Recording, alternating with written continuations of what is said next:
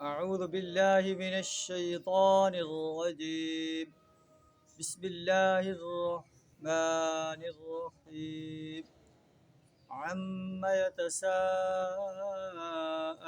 عن النبأ العظيم الذي هم فيه مختلفون. كلا سيعلمون ثم كلا سيعلمون.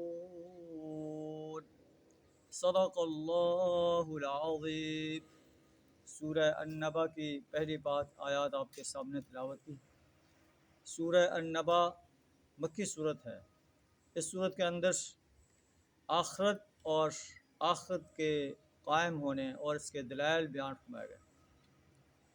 اور جو لوگ توحید و رسالت اور آخرت پر پختہ یقین رکھتے ہیں اور عمل صالح کرتے ہیں ان کا حسین انجام بیان فرمایا گیا.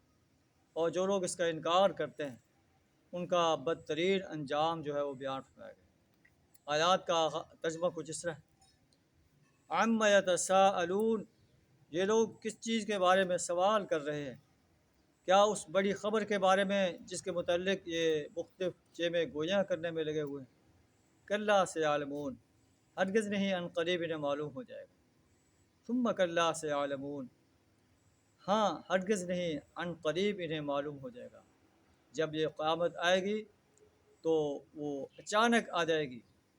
ان کے وہم و گمان بھی نہیں ہوگا کہ قیامت آ چکی ہے اور ان کے ہوش اڑ جائیں. اور جو لوگ ایمان اور عمل صالح سے اپنے آپ کو آراستہ کرتے رہے وہ اس وقت امن کے اندر ہوں گے، انہیں کوئی خوف نہیں ہوگا.